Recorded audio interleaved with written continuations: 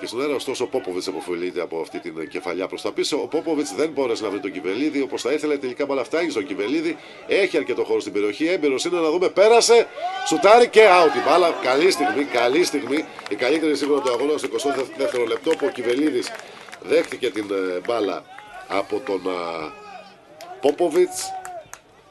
Έκανε, όπως είδατε εκεί, την όμορφη προσπάθεια, αλλά στη συνέχεια δεν σημάδεψε σωστά. Παρότι είχε χώρο, θα μπορούσε να χαρακτηριστεί και ένα πλάγιο τέτα-τέτ στη συγκεκριμένη φάση. Είναι σίγουρα η καλύτερη στιγμή του αγώνα και του Απόλλωνα βέβαια. Ναλμπάντης τώρα, ο οποίος βγάζει για τον Γαλακτερό, έχει χώρο και ο Γαλακτερός. Τον κυνηγάει ο Ζώτος, σέντρα μέσα στην περιοχή. Η απομάκρυνση, ευκαιρία εδώ για την ομάδα του Παραλιμνίου. Καθυστέρησε και χάθηκε η φάση για τον Λιάρα, ο οποίος κόπηκε εκεί και κόπηκε νομίζω σωτήρια από τον Λιώνη. Ή ο Καπίας ήταν. Λάθος τώρα εδώ, λάθος που φέρνει ξανά στο προσκήνιο τους φιλοξενούμενους, αλλά ο Καπίας εκεί είναι πραγματικά ογκόληθος, στη συνέχεια παίρνει και το φάουλ. Ο Σιμελίδης ξαναπαίρνει, πάει για την ατομική ενέργεια να ελευθερωθεί και δημιουργεί υπεραριθμία για να δώσει το Ζώτο. Ο Ζώτος ο οποίος κάνει την σέντρα, δεν ήταν προσεγμένη, νέα σέντρα με το αριστερό, κεφαλιά και γκολ. Είναι το 1-0. Είναι το 1-0 από τον Λεωνίδα Κιβελίδη που για μια ακόμα αγωνιστική σκοράρει. Για τρίτη συνεχόμενη αγωνιστική ο Κιβελίδης σκοράρει. Εδώ ένα γκολ που είναι στο 27ο λεπτό. Ένα γκολ το οποίο είναι σαφώς θέμα και ατομικής ικανότητας. Λουντούλου, ο Ζώτος είναι αρκετά ελεύθερος. Ο Λουντούλου όμως δεν μπορούσε να το περάσει την μπάλα. Τώρα το έκανε, τώρα όμως συγκλίναν και παίχτες πάνω στον Ζώτο. Γεωργιάδης κατευθείαν τη σέντρα, είναι δύσκολη. Δοκάρι μπάλα. Φάνηκε ότι η τροχιά της μπάλας ήταν τέτοια που θα δυσκόλευε τον Μπροκ.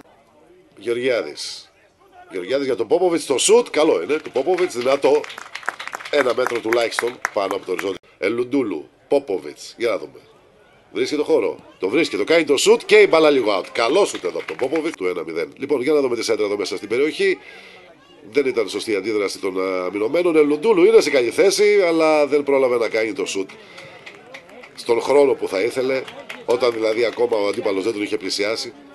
Τον πλησίασε, κόντραρε και έχουμε κόρνερ. Κόρνερ που θα εκτελέσει ο Πόποβιτς. Βλέπω τον Λουντούλου να μην πηγαίνει στο σημείο, κοντά στο σημειάκι, στο σημείο του κόρνερ δηλαδή. 26 λεπτά έχουμε παίξει στην επανάληψη εδώ στο γήπεδο της Καλαμαριάς. Προηγείται ο Απόλλωνας 1-0. Πόποβιτς το πρώτο δοκάρι χαμηλά. Έδιωξε το τριανταφύλλο. Επαναφέρει ο Λουντούλου ξανά για τον Πόποβιτς που έχει την ευκαιρία να κάνει μια σέντρα ακόμα. Εκείνη η κεφαλιά, μεγάλη απόκρουση. Για να δούμε αν θα έρθει κάτι περισσότερο. Και τελικά στην κεφαλιά του Κιβελίδη έκανε μια μεγάλη απόκρουση εδώ. Αισθηκτοδός ίσως Πόποβιτς. Πόποβιτς, ο οποίος ξεφεύγει. Να δούμε αν θα βρει χώρο για σουτ. Μέσα στην περιοχή ο Πόποβιτς. Κρατάει την μπάλα, πέρασε. Και μεγάλη φάση. Μεγάλη φάση, αλλά η μπάλα είναι out. Ωραία ενέργεια εδώ του Πόποβιτς, ο οποίος σκόραρε στο προηγούμενο παιχνίδι, να θυμίσω.